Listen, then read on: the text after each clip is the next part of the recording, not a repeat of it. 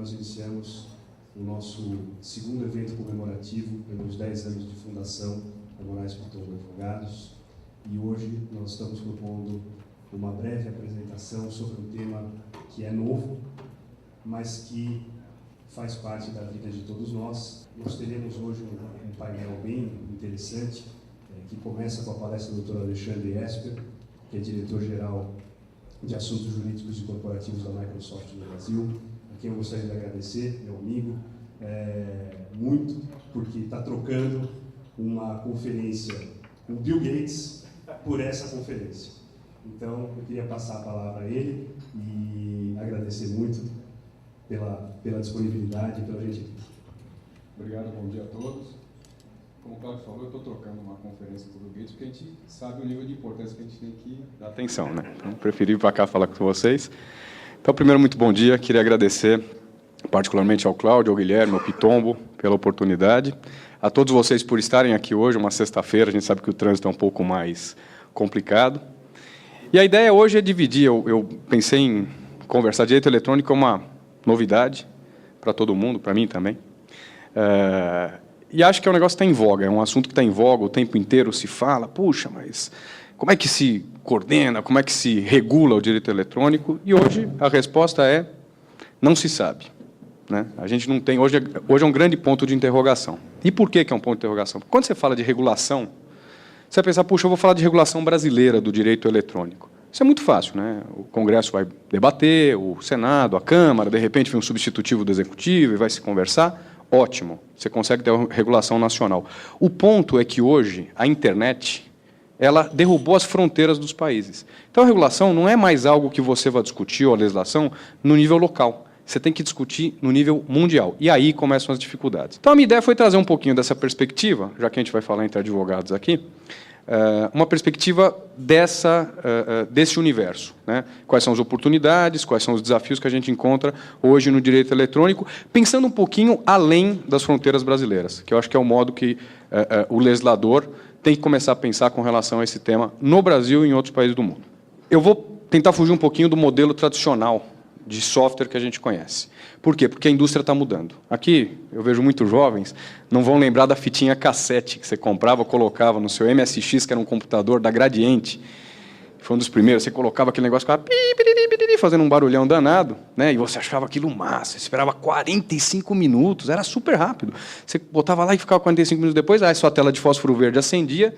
Quando funcionava, aparecia um programa maravilhoso, onde você calculava quantos hambúrgueres você conseguia comprar por um determinado valor. Era uma planilha de alto padrão, de alta capacidade. E disso a gente foi evoluindo, né? Foi indo para cartuchos, dos cartuchos foram para os CDs, dos CDs vieram hoje para o download. Então, hoje você compra muito software pela internet, faz o download, baixa. E a gente está indo para a próxima onda, para a próxima evolução, que chama-se cloud. Eu perguntei para meu filho de 4 anos outro dia, ele está estudando numa escola bilíngue, eu falei, filho, você não sabe, papai está trabalhando com uma coisa nova, cloud. Ele falou, eu sei o que é isso, é aquele negócio que tem lá no céu. Eu falei, está certo, é aquele negócio que tem lá no céu. E que você não consegue encostar. Você não consegue encostar. Você sabe que está ali, mas ele está longe da sua mão. E é exatamente para esse lado que a tecnologia está caminhando hoje. No sentido de que, o que é cloud? Né? O que é cloud computing? É alguma coisa que já está na vida da gente não percebe. E a indústria de TI percebeu isso ultimamente e está caminhando fortemente para essa solução. E vocês vão entender o porquê. Vou dar um exemplo de cloud que todo dia a gente acaba acessando e não tem essa percepção. O banco. O banco, ele passou, os bancos em geral passaram a ser bancos eletrônicos. Então, quando você liga a sua máquina lá e entra no Itaú, no Bradesco, no Citibank, o Citibank não está na tua máquina, aquilo lá não é realmente alguma coisa que está na raiz do teu equipamento. Aquilo está em algum servidor, em algum lugar, né? No caso dos bancos no Brasil, mas é a primeira experiência que você tem no dia a dia com cloud. Mas o que a indústria está tentando evoluir agora é para que esse conceito de cloud seja divulgado para todos os softwares, e aí a gente pode falar de softwares na pessoa física ou de softwares para as empresas. Eu sei que aqui tem muitos representantes de empresas e que acaba trazendo uma série de benefícios pelo lado do consumidor e uma série de desafios para quem provê esse serviço. Então, a gente estava falando um pouquinho da substituição do modelo tradicional de licenças para serviços na nuvem. Ou seja, você vai comprar um serviço, como você compra o serviço do seu banco hoje, e você vai acessar de qualquer device. Ou seja, cada vez mais a gente está passando do PC para o eu ia falar iPhone, mas é um produtinho meio segunda linha, enfim, para o seu telefone celular, né? Você passa do seu telefone celular para a sua televisão, que hoje em dia já vem com USBs, não sei o que lá, né? A NET agora fornece, vou fazer propaganda dos outros, mas fornece hoje um menu interativo. Então, tudo isso é nuvem. Você está comprando alguma coisa que não está ali na tua casa, não está dentro do seu equipamento. E você só faz isso porque você confia. Nós vamos passar por esse ponto. Tá? Então, o que o cloud pode trazer do ponto de vista da perspectiva do usuário? Seja usuário empresa, seja usuário pessoa física. Primeiro, poder de escolha. Então, hoje, voltando ao exemplo do banco, você escolhe seu banco. Talvez por determinadas qualidades financeiras, talvez porque tem uma internet mais bacana, talvez porque, enfim, você tem um relacionamento naquele local. E aqui a ideia é exatamente a mesma, quer dizer, é dar liberdade de escolha para o usuário. Então, é isso que a indústria defende hoje. Dar liberdade de escolher. Eu vou escolher o que eu quero e vou ter uma flexibilidade enorme de compra. Depois a gente vai entrar no exemplinho que eu acho que é super bacana com relação a isso. Com isso, o que eu vou ter? Ganho de eficiência, redução de custos de TI e inovação, basicamente. E, claramente, exatamente porque você tem uma redução importante dos custos, do investimento e possibilita a inovação, lembrando que a gente está pensando mundo, não estamos pensando mais Brasil, a grande possibilidade de gerar crescimento econômico e abertura de postos de trabalho. Acaba sendo uma consequência meio econômica, né? Você reduz o seu custo de um lado, como empresa, fala, opa, consigo mais dinheiro para inovar, consigo mais dinheiro para investir, consigo mais dinheiro para desenvolver, aumento minha receita, contrato mais gente, e isso é uma cadeia produtiva que vai se retroalimentando. Porém, grandes desafios. Agora vamos entrar na parte jurídica, que eu acho que vocês vão gostar mais. Tá? O que acontece? Quando a gente vai pensar em mundo, a gente tem uma grande inconsistência dos requisitos legais para esse tema especificamente. Exatamente por ser um tema novo, ninguém conhece com grande profundidade, e isso fica meio restrito à indústria de tecnologia da informação. Os países acabam criando regras próprias e geram conflitos entre si. E, na prática, o que vai acontecer é que todos os senhores aqui, e senhoras, acabam verificando no dia a dia as dificuldades que a gente enfrenta quando você vai discutir algum tema eletrônico hoje em dia, ou quando você vai pedir a abertura de uma conta, puxa, mas a conta foi aberta no Senegal e o usuário está numa determinada região qualquer do mundo, que eu não sei exatamente como é que é, e eu preciso descobrir, e a gente fica com aquela dor de dizer, puxa, é tão mais fácil quando a gente vai falar de direito de família, né? Quer dizer, uma coisa física, um negócio que eu vou lá dar, vou ter uma atenção imediata do juiz, e entra no segundo ponto, a dificuldade do próprio judiciário, que não conhece, né? E com todo o respeito aos magistrados, acha que conhece. O magistrado nunca tem dúvida, ele sempre tem certeza. Isso é uma dificuldade. Por quê? Como é uma matéria pouco regulada, é uma matéria que o conhecimento ele realmente ainda está muito embrionário, acaba passando por esse grande conflito. Então, quando a gente passa, no caso prático, a uma situação, puxa, mas o que está acontecendo? Estou com tantas dúvidas. Não se sintam sozinhos. Todos estão. Aqui ou em qualquer outro país do mundo. Exatamente por essa falta de regulação. E o grande problema de conflito de jurisdição diz respeito, na maioria dos casos, ao conteúdo e dados de usuários. Por quê? Porque o governo ele sempre vai ter interesse em ter algum tipo de controle, mais ou menos, dependendo da liberalidade do país, na vida do cidadão. Né? Então, ele quer ter jurisdição sobre a pessoa que mora ali, sobre o vivente no país dele. Porém, a internet derrubou essas barreiras. Então, fica um conflito entre a flexibilidade, o que o cliente quer, o que o consumidor final deseja e o que o governo, por outro lado, pretende ter com relação a esse controle de dados e de conteúdo. Então, aqui alguns exemplos, tá, do que a gente tem de desafio no dia a dia. Política de privacidade, que, além de ser algo que acaba trazendo uma atenção especial, cada provedor, cada empresa tem a sua regra. Então, isso fica realmente confuso. Pô, eu vou entrar no Facebook, a regra de privacidade é uma. Eu vou entrar no Windows Live da Microsoft, é outra. Eu vou para o Google, é uma terceira. Então, isso cria também um certo desafio, tanto para o consumidor quanto para nós, que exercemos no dia a dia a função de, enfim, defender os interesses dos nossos clientes ou orientá-los de alguma maneira. Tá? Retenção de dados, law enforcement, eu vou pedir desculpas algumas vezes de usar algumas palavras em inglês, que infelizmente algumas realmente ficam mais bonitinhas em inglês. Então, você vai falar deletar ou você vai falar eu vou apagar aqui do meu computador? Eu vou deletar, né? Fica mais bacana. Então, essa é uma das palavras que é law enforcement, eu não consegui trazer uma tradução para ela. Por quê? Ela acaba trazendo toda a perspectiva que é o reflexo do interesse do governo no controle da vida do cidadão. De novo, dentro de regras que a gente espera que sejam regras legais. Então, o law enforcement ele vai desde o pedido do policial, da delegacia especializada, até uma ordem judicial de quebra de sigilo telemático. Então, ele passa por todos esses caminhos, e é um dos grandes desafios hoje. Censura, todo mundo aqui deve lembrar do caso da Google na China. A Google apesar de nosso concorrente, teve uma discussão bastante importante com o governo chinês com relação à privacidade e decidiu sair da China, porque o valor para a Google naquele momento era a proteção dos dados do seu usuário e que ela entendia violados pela constante ação do governo chinês em tentar invadir essas contas, em tentar ter algum tipo de controle mais duro nesse meio de comunicação. E a Google acabou decidindo sair do país. Então, é um exemplo muito bom e muito recente de censura na internet. Outro ponto que os governos trazem muito é a segurança nacional. O cara fala, puxa, mas a internet é muito legal, ela facilita a vida de todo mundo. Pô, hoje, o terrorista na Irlanda vai fazer um ataque na Inglaterra e ele consegue fazer isso de qualquer lugar do mundo, né? Porra, mas eu preciso ter um pouco de segurança. Eu tenho preocupação com isso, Estados Unidos particularmente, pelas questões de terrorismo que a gente conhece. Tá? E os consumidores e empresas, vocês vão lembrar a história que eu falei da confiança dos bancos. Você só escolhe aquilo que você confia. E não é a Volkswagen, né? Você confia. Então, um outro desafio que hoje existe é que o consumidor tenha confiança naquilo que você está oferecendo. Porque vocês vão lembrar que a nossa tendência é dizer, puxa, mas eu não consigo tocar, não consigo ter controle, porque isso está em algum lugar do mundo. Será que eu acredito mesmo que isso aqui não vai roubar meu dado, não vai pegar meu dado do cartão de crédito? Tal? Eu tenho certeza que, num grau maior ou num grau menor, todo mundo já se perguntou isso.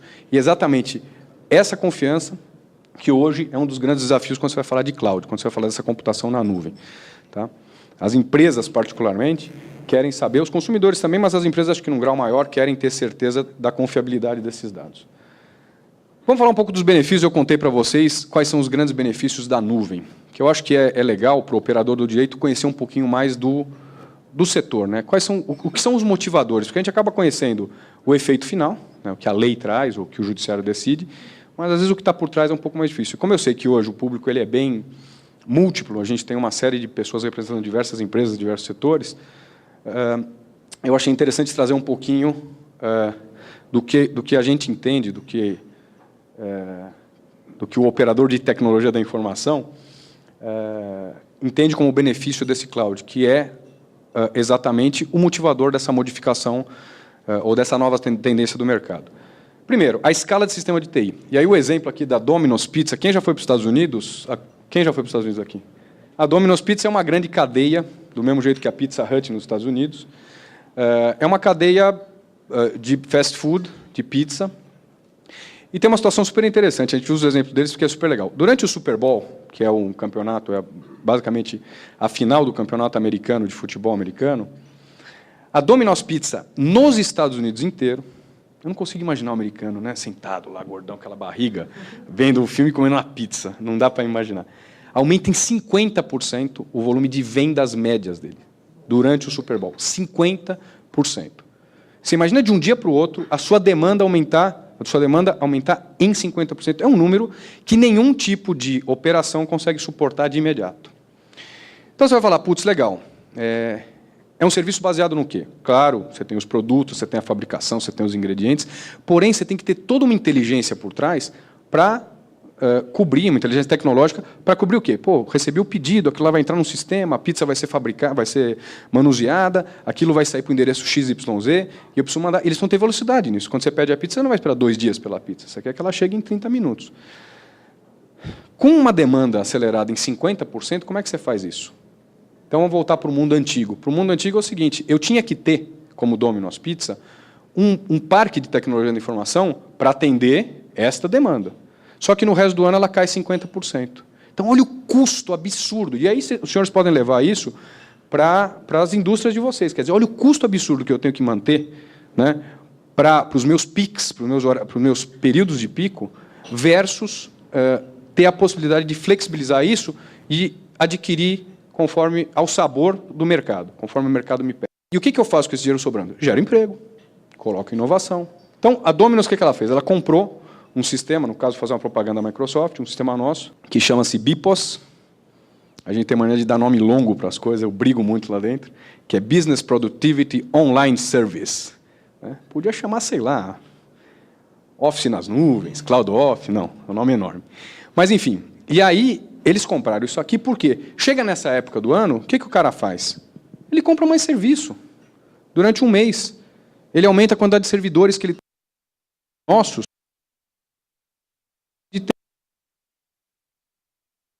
Gera. Esta economia toda reflete no resultado das vendas dele nesse pico, por exemplo. Segundo, maior colaboração anytime, anywhere. Isso serve para as empresas, mas particularmente para os consumidores finais. O consumidor final, hoje, ele quer ter o aparelhinho na mão dele e de qualquer lugar que ele tiver, ele quer comunicar, principalmente a geração Y agora, nessa geração entrante, e que vai ser quem vai pagar nossas pensões no futuro, então vamos cuidar bem dela. Essa geração Y, cada vez mais, ela quer estar conectada o tempo inteiro, o tempo inteiro. Como é que você faz isso? Eu conseguiria ter isso dentro de um aparelho, e depois ter que ir lá plugar em outro lugar para mandar minha informação? Eu não ia vender. Nunca, nunca. E a mesma coisa para o empresário, ou para qualquer pessoa que trabalhe numa corporação hoje em dia, numa empresa hoje em dia. Então, eu tenho certeza que um dos confortos da vida moderna é você ir para casa, 6 horas da tarde, 7 horas, a hora que você decidir, ficar com seus filhos, ficar com a sua família, e depois conectar. Você vai lá e conecta, puf, bota a sua maquininha lá e continua trabalhando, caso você queira. Ou de manhã vou fazer minha ginástica, enfim, vou fazer o meu exercício, e posso estar trabalhando, posso estar baixando um e-mail no meu BlackBerry, no meu Windows 7 Phone, no meu Apple, no meu iPhone. Quer dizer, então eu tenho mais colaboração, eu consigo o tempo inteiro, né, ter essa facilidade. E só é possível se você tiver essa conectividade na nuvem. Novas oportunidades para inovação e desenvolvimento, isso é mais técnico, quer dizer, você abre uma grande possibilidade, exatamente pela redução de custo, em que pessoas novas venham a desenvolver produtos no mercado. Quem tem Apple aqui, de novo, sinto muito, mas quem tem Apple sabe, por exemplo, das facilidades da Apps, ou da Apple Store, onde você vai e você começa a baixar um monte de coisa. Como é que é o sistema que esses caras fazem? Eles deixam aberto o código, e qualquer um no mundo inteiro vai lá e desenvolve um software novo. Então, desenvolve um software de chips, um software de produtividade, coloca lá, você vai e faz um download, paga o cara. Quer dizer, é um negócio que o tempo inteiro está girando o mercado, está trazendo economia. De novo, só é possível na hora que você tem as barreiras do mundo inteiro derrubadas, você pode simplesmente acessar e gerar esse desenvolvimento. Altíssimo impacto social. Altíssimo impacto social. É que isso, realmente, no dia a dia, a gente não percebe. Eu trouxe aqui alguns casos super interessantes. Nos Estados Unidos, uma clínica em Cleveland, ela tinha uma situação bastante peculiar. Por uma particularidade, Cleveland tem muitos idosos. E o idoso precisa, obviamente, de uma atenção especial do serviço de saúde. Mas custa. Você imagina você ter o idoso ali no seu hospital, uma certa dificuldade e tal, o transporte, o tempo que ele fica ali, o tempo que ele demanda dos médicos, às vezes para tirar uma pressão, às vezes para fazer um exame de sangue. Com a computação na nuvem, isso desaparece. Porque ele, da casa dele, pega o computador e coloca alguns dados, tem um leitor de pressão e tal, e o monitoramento é feito remotamente. Com isso, 90% dos custos da prefeitura de Cleveland com saúde, numa certa linha, houve uma redução de 90% desses custos, possibilitando, de novo, novos investimentos em outras áreas mais importantes. Meio ambiente. A Ford tem alguns carros elétricos, eles têm um software nosso também, que está embedded, ele está dentro do carro, ele está ali instalado, e ele fica o tempo inteiro se comunicando via internet, via 3G, e o carro elétrico, obviamente, ele precisa de uma tomadinha ali para abastecer. E, em alguns estados dos Estados Unidos, você tem a precificação da energia elétrica variando durante o dia. Como eles estão com contato direto, eles estão na nuvem o tempo inteiro, passando informação, sabe o que acontece? Ele fala para o dono, dá uma paradinha aí, ó, porque o preço da energia elétrica está mais baixo, vai sair mais barato para você carregar a bateria do seu carro. Isso possibilita também um ganho de escala, primeiro no bolso do consumidor e no meio ambiente. E educação, por exemplo, acesso a bibliotecas remotas. Vocês devem ter lembrado, no ano passado faleceu José Mindlin, e ele deixou como herança para todos nós uma biblioteca riquíssima, né, que hoje chama-se Brasiliana, e está sendo construído um prédio na USP para receber esse material. Sabe qual é a diferença? Lá você tem Camões original, lá você tem Shakespeare original. Isso não era acessível, você não vai poder deixar que milhões de pessoas ou milhares de pessoas acessem lá, mexam no livro. A USP comprou um equipamento que digitaliza toda essa obra e deixa disponível para qualquer um nessa sala, para os seus filhos, para os seus netos, ou seja, educação. Isso também só é possível se você tiver alguma coisa na nuvem. Só que para a gente poder fazer tantas coisas bacanas, né? Estou vendendo aqui bem o peixe, a gente precisa ter regulação. Foi o início do nosso bate-papo aqui. Tá? Eu preciso operar data center no mundo inteiro. Vocês vão entender quais são os motivos. E aí entra a dificuldade da regulação. Cada país pensa de um jeito. Tal. Então, você imagina uma empresa mundial ter que coordenar esse tipo de, ou gerenciar esse tipo de trânsito de dados. E aí, quando você fala, por que você quer transitar dado livremente? Você quer roubar meu dado e dar para o governo americano, estou sabendo. Não, não é por isso. Na hora que cai um servidor meu aqui, você vai ficar muito louco da vida de não ter teu dado durante 1 ou 2 horas, porque caiu o sistema. Não está funcionando por algum motivo, acabou a energia, teve um desastre, tivemos no Japão agora, né, um desastre natural. Né, e o data center pode ter ruído, qualquer coisa, você vai ficar muito bravo. Só que eu tenho uma coisa chamada replicação. Eu tenho o teu dado em 2 lugares do mundo, ou em 3, depende de como for. Só que para poder fazer esse trânsito, ele tem que transitar do Brasil para, sei lá, outro lugar, enfim, outro lugar que tenha data center. Então, que é o primeiro ponto, a confiabilidade. Você tem que confiar que o teu dado vai estar lá 24/7. Você, pessoa física, você, pessoa jurídica. Então, eu tenho que transitar esses dados. Eficiência. Eu preciso transferir o workload. Lembra do caso do Domino's? Na época do Domino's, o que acontece? Você tem 50% de aumento na capacidade de geração ou na demanda que você tem daquele cliente, como tem de diversos outros clientes. O que faz? Seu data center... Data center, na verdade, para quem não conhece, só para eu também, às vezes a gente fica animado, né? Contar um pouquinho o que é. O data center, na verdade, é um grande ambiente onde você tem milhares de servidores, e esses servidores estão interligados entre si, fazendo as operações que depois você vê na sua tela de computador, lá na ponta final via internet. Então, você tem o seu servidor lá funcionando, só que às vezes ele tem um workload, né, por um pico qualquer, sei lá, a empresa de tinta chegou agora na época da Copa do Mundo, os estádios estão sendo construídos, aqueles estádios maravilhosos, em Itaquera vai ter um estádio fantástico, em 2044 vai inaugurar o estádio do Corinthians. Meu amigo Cláudio aqui é corintiano, ele fica muito feliz com esse assunto. E a indústria de tinta precisa vender tinta para pintar o estádio, enfim, para as obras das Olimpíadas. Pô, vai ter um excesso de workload. Eu preciso transferir isso para outro lugar, porque senão o meu servidor vai derrubar. Só posso fazer isso livremente. Performance. Não adianta o seu dado estar lá na China, porque apesar da velocidade da comunicação ser muito rápida, ela depende, sim, de fio, de satélite, isso tem algum tempo. Tá? Então, você tem uma replicância importante. Então, se eu não tiver velocidade para transferir os seus dados, passar aqui para o Brasil, no Uruguai, em qualquer lugar, eu não consigo fazer isso funcionar da maneira que você, pessoa física ou empresa, está esperando. E segurança. Tá?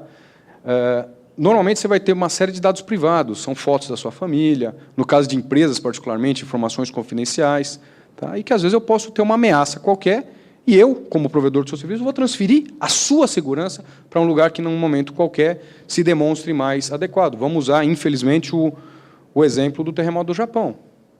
A sua informação está ali. Meu data center está perto da usina, por exemplo. Eu posso ter um acidente, infelizmente, por conta do desastre natural. Eu vou perder a informação da sua empresa? Não. Eu vou transferir ela rapidamente ou vou replicar em outro lugar.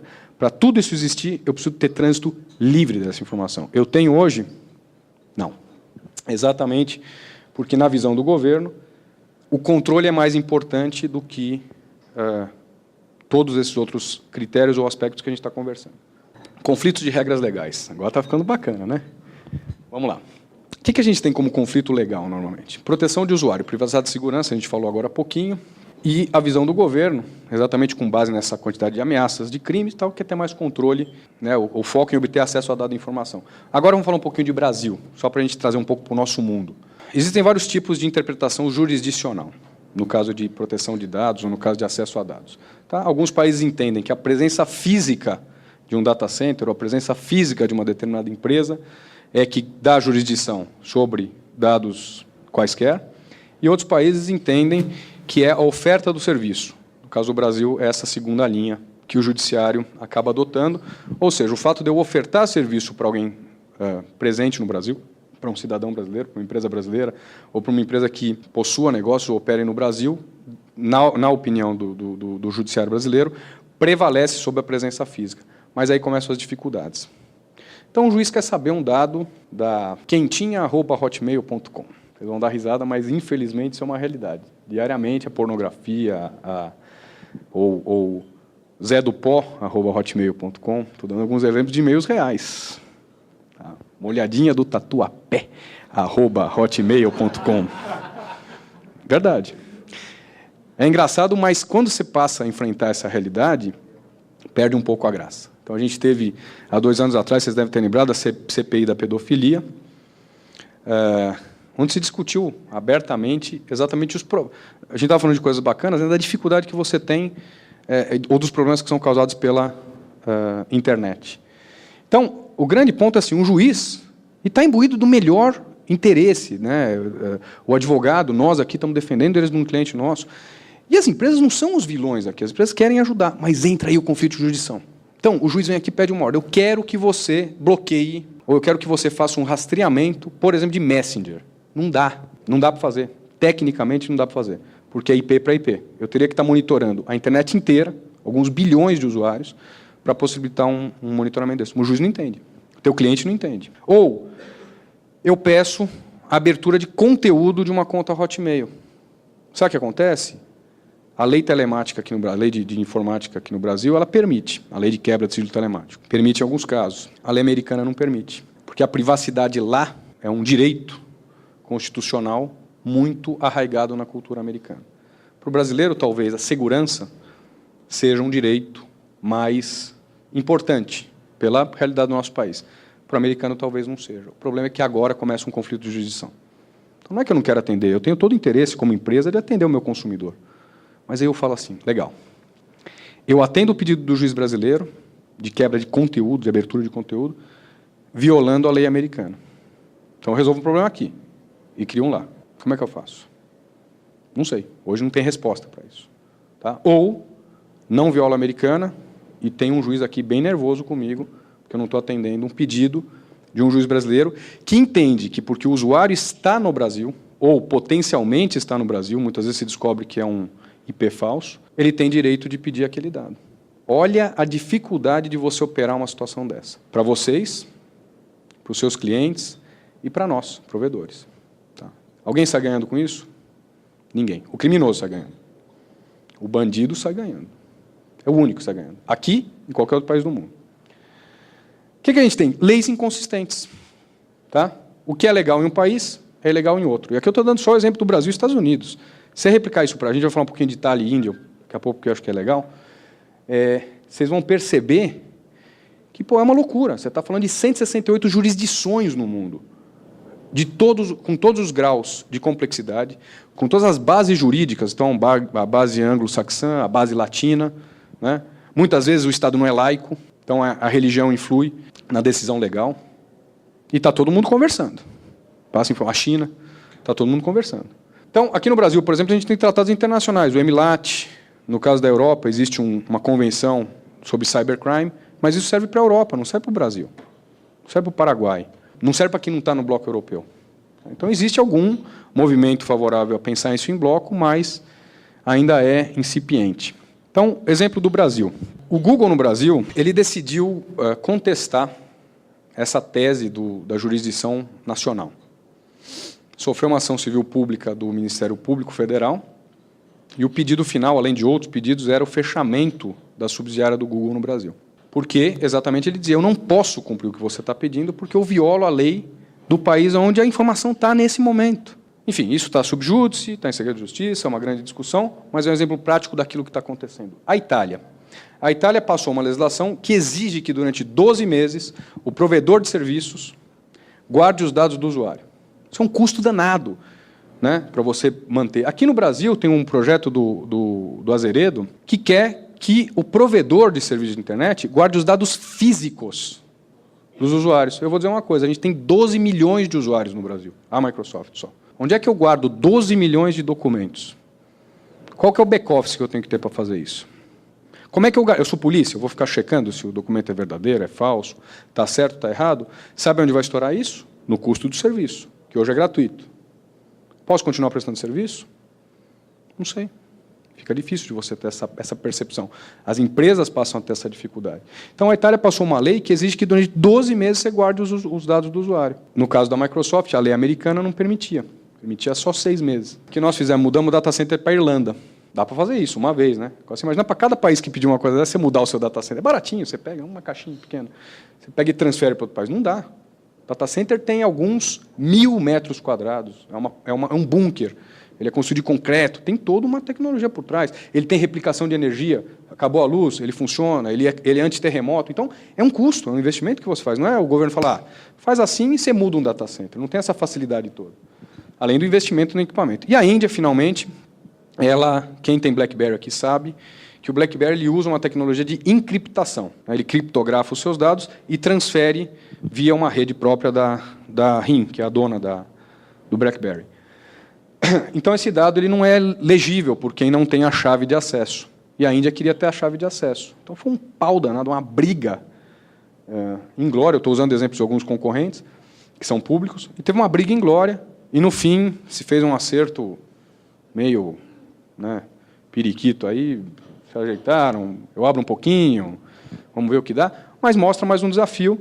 E você pensa que isso acontece, aqui eu estou dando 3 exemplos, mas que isso acontece realmente em diversos locais do mundo. Então, o que a indústria tem feito? Bloqueios pontuais de conteúdos considerados ilegais em determinados países. Então, a gente tem esse esforço. O país pede, por exemplo, bloqueio, eu bloqueio, porque dá para fazer. Ou pede dado de IP, eu dou. Pede o nome de dados do usuário, eu dou. Porque é o que a gente consegue achar de similaridade entre as legislações. Então, já existe um movimento de boa fé, de interesse. De novo, data center em diversas jurisdições, que tem um limite. Eu estou tentando ter o máximo. O Brasil tem a expectativa de ter um data center nosso daqui a algum tempo. E existe uma iniciativa chamada Global Network Initiative, que aconteceu em 2008, que basicamente foi multidisciplinar. A gente juntou empresas, investidores e organizações de direitos humanos para ter orientações voluntárias para demandas dos governos. Então, são regras. Olha, vamos fazer mais ou menos assim para ter algum tipo de coerência. Mas não é nosso papel, quem tem que fazer isso é o governo. Mas a indústria está tentando se ajustar exatamente para que os usuários finais não sofram com isso. A iniciativa privada tenta, mas precisa disso aí, ação governamental. E o grande desafio é uma nova agenda global, mundo inteiro. Aí você fala, como é que eu vou conversar com todos os países? Talvez não dê para conversar com todos os países, seja um pouco utópico. Tudo bem, vamos conversar entre os G8, o G20, vamos falar na ONU. Vamos tentar fazer alguma coisa que acabe sendo multidisciplinar. Você consegue disciplinar de maneira um pouco melhor. Então, você não vai resolver todos os problemas do mundo, mas você vai resolver 80%, já está bom, já facilita. Consultas bilaterais mais ativas, menos formalidade. Vai consultar um governo, leva 8 anos para você discutir um tema, um assunto. Então, o que a gente propõe é, vamos ter mais agilidade, vamos usar e-mail, usa o Outlook, produto fantástico, vamos lá. Tá? Melhora dos tratados existentes. Hoje existem tratados, só que eles estão velhos, eles estão obsoletos. A velocidade da tecnologia da informação é muito mais rápida do que a gente, operador do direito, consegue seguir. E, basicamente, o tema tem que ser tratado com todos os stakeholders, tá? Indústrias, consumidores, todo mundo, de modo a possibilitar uma implementação global dessa solução. Eu tenho um segundo ponto aqui que é mais divertidinho, agora vou dançar um pouquinho aqui para vocês, para a gente tirar esse negócio de puxa, será que esse é o caminho? É o caminho. Esse é o caminho, é o futuro. E o importante é que todo mundo se eduque com isso, porque vai ser o futuro onde todos nós aqui vamos operar nisso. Vai ser processo eletrônico, a OAB tem hoje o certificado digital. Quem estiver fora da tecnologia da informação não vai sobreviver em outros mercados, e no nosso mercado também.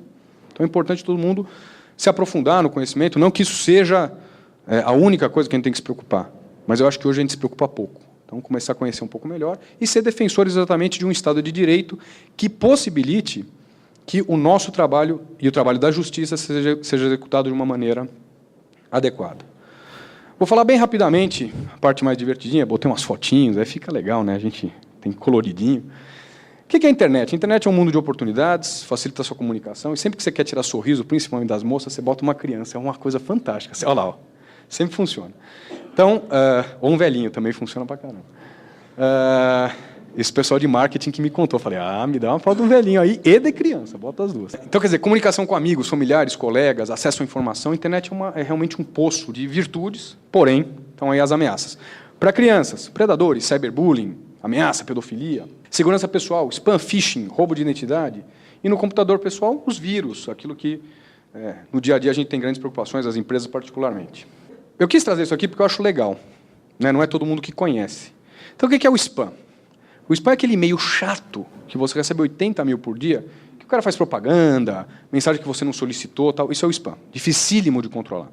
Praticamente impossível. Phishing, esse é criminoso. Esse o cara manda para você para buscar os seus dados na rede. Tá? Então, ele manda falsamente como banco, por exemplo, né? Você, às vezes, inadvertidamente, coloca o seu dado ali, vai embora. E-mails falsos, tá? Onde usa-se o nome de uma celebridade, tal, ou de alguém que você conhece. E, por fim, o furto de identidade, que é meio que uma consequência dos demais. Vírus, que são, na verdade, programas. Eu tive uma situação, deixa eu contar, desculpa ser dos 10 minutos, mas é que isso aqui é muito bom. Eu trabalhava numa empresa antes de infraestrutura, né? E aí, uma vez, eu recebi uma ação trabalhista e vários pedidos. Aquela história da ação trabalhista, o cara trabalha 48 horas por dia, né? Eles conseguem multiplicar a hora por 2. Não almoça, não janta. Não sei como é que eles conseguem chegar na audiência, né? Porque deve estar magrinho.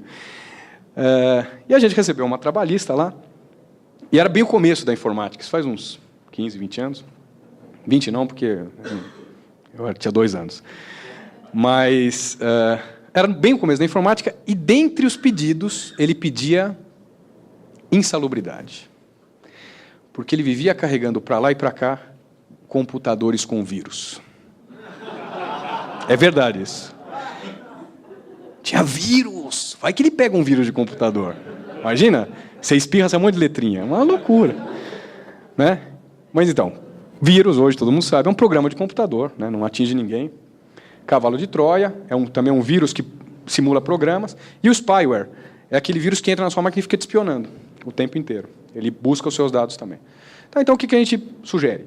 Tem hábitos online que reduzam os riscos, gerencie as informações e use a tecnologia para reduzir transtornos, mantenha seu software atualizado, tenha antivírus no seu computador. Nunca responda spam, dá vontade, às vezes, né? Passe para frente a corrente, Nossa Senhora Aparecida. Não é!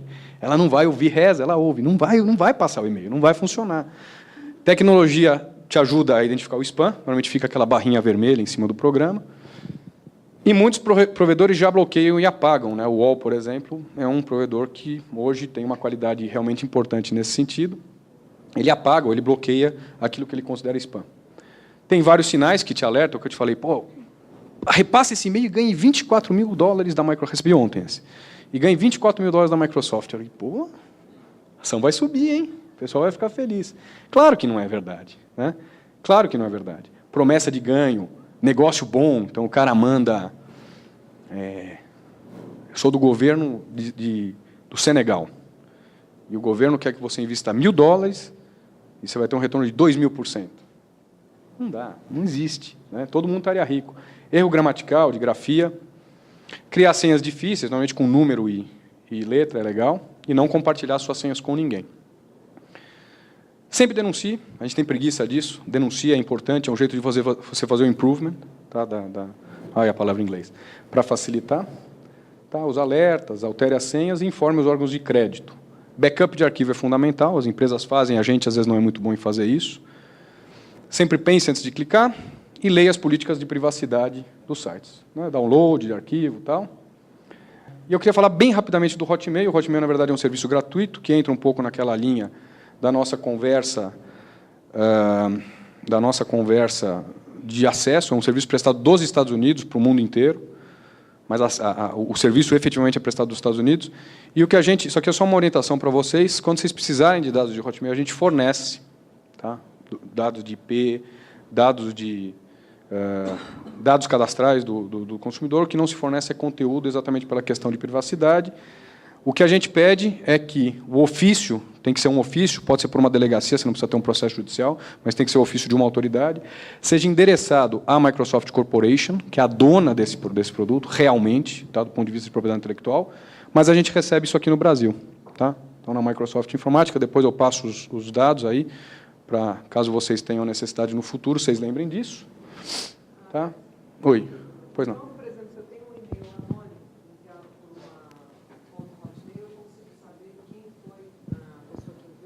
Você consegue, não diretamente, uma autoridade policial ou judicial, ou judiciária, ou a promotoria vai pedir esses dados para a gente, nesse formato, e a gente fornece IP, na verdade, é o ponto de contato, é o ponto dentro da internet, chama Internet Protocol, cada máquina tem o seu, que indica onde é que aquele acesso foi feito. Então, tem vários IPs de vários dias, cada vez que você loga, ele abre um. Em alguns casos, depois eu vou ser corrigido, mas em alguns casos o IP é fixo, mas não vou entrar na tecnicidade. Então, você fornece isso e os dados do usuário, muitas vezes são falsos, o usuário bota um dado qualquer, mas pelo IP, a autoridade policial consegue acessar a linha as empresas de telefonia e acha de onde saiu aquilo. E aí, ali é o início da investigação. Tá? Aqui é só um pouquinho sobre o EMILAT, que é aquela que a gente fala um pouco sobre as parcerias, eu vou acelerar um pouquinho. Eu vou pular esse pedacinho, que é um software de... Vou falar rapidamente, porque vale a pena. Chama CATS, Child Exploitation Tracking System. Isso mostra como a tecnologia da informação é poderosa.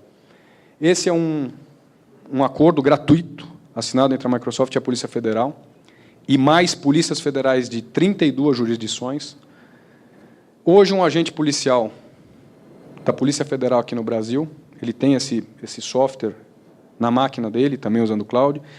Como hoje o crime ele é mundial, né, eu estava falando da história, o cara tem um e-mail na Irlanda, era difícil, tinha que fazer carta rogatória, não, demorava 10 anos. Hoje não. Hoje esse sistema, ele online conversa com o colega, ele descobre que o IP é na Irlanda, ele conversa com o colega irlandês dele.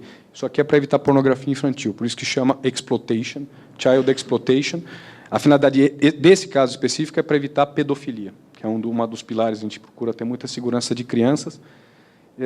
Então, hoje ele tem comunicação, ele faz e-mail, ele faz tudo online com um agente, por exemplo, de Londres, na Inglaterra, na Irlanda mesmo, que eu usei o exemplo. Então, acho que é legal para mostrar como a tecnologia acelera e hoje os processos levam cerca de dias, e não mais, pelo menos para serem iniciados, e não mais anos. Com isso, muito obrigado. Aqui está o meu e-mail, alexandre.esper@microsoft.com. Se vocês precisarem, por favor, fiquem à vontade de me mandar um e-mail, da gente conversar um pouquinho. Queria agradecer muito a oportunidade, a atenção de vocês. Ninguém bocejou, foi muito legal. Então, se vocês tiverem alguma pergunta, rapidamente. Primeiro, eu vou fazer uma auto-pergunta. Eu não sou parente do Ronaldo Esper, antes que alguém sempre pergunte. Apesar de eu estar lindamente trajado, não sou. E se alguém tiver uma pergunta rápida, eu não queria realmente tomar tempo dos demais palestrantes. Então, se alguém tiver alguma perguntinha, uma ou duas, a gente responde. Pessoal, muito obrigado, muito bom dia para todo mundo.